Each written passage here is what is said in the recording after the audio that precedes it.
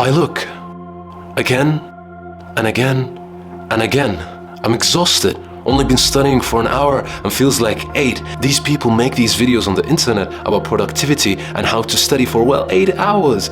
None of their techniques are working. And I can't even take a break because I can't turn my mind off, man. To make matters worse, my little brother had his football match today and I could not go with them. And now I barely did any work and feel horrible for not going. If this sounds like you, then I'm afraid you might suffer from something called toxic productivity.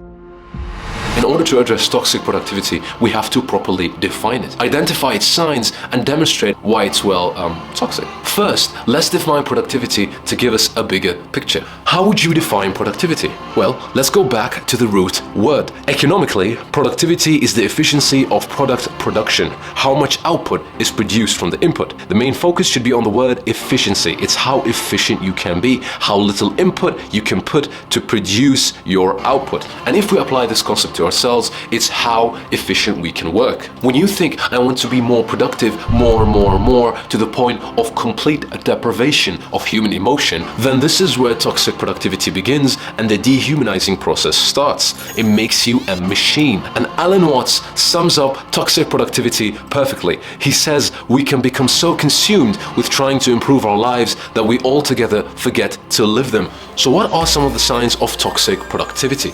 First of all, we have the inability to turn off. You feel unable to shut off work-related tasks, to rest, enjoy hobbies, or spend time with family and friends. The second point is you have guilt about productivity. You feel guilty about not getting enough work done, even when you are completing a reasonable amount of work. And finally, you have problems with health or personal relationships. So your family members or significant others may feel that they are getting less of your time or attention than work. And you might say, why is it so bad that I compare myself to people who are doing so good online?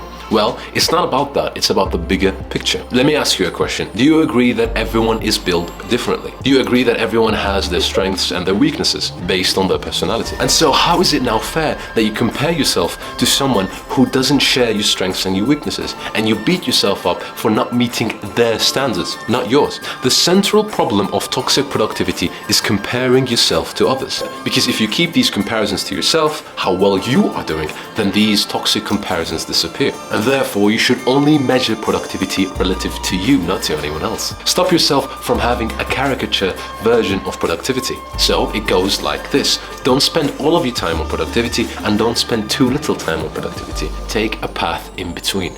And if you now think that I am toxically working, what should I do? Well, the first thing that you can do is practice something called professional detachment, a term coined by Laurie Ruetterman. Professional detachment is practicing segregating your productive work from who you are. It stops you from being controlled by your work. You do good at work, it makes all of your life better. You do bad, vice versa. It should not be like this. Your career is just one part of your life rather than something encompassing everything.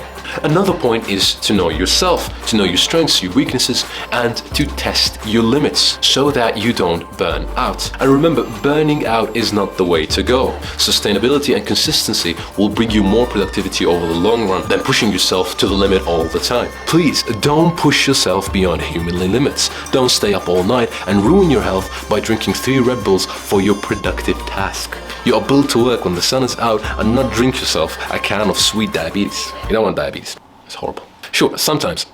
No, I mean not diabetes. I mean like the script. I'm reading the script, I swear. And sure, sometimes in order to achieve your goals, you have to make sacrifices. But please be realistic. Care for your health and balance is what you want. Be grateful, take care of yourself, and enjoy your life. Thank you for watching the video. Hope you guys enjoyed. Assalamu alaikum.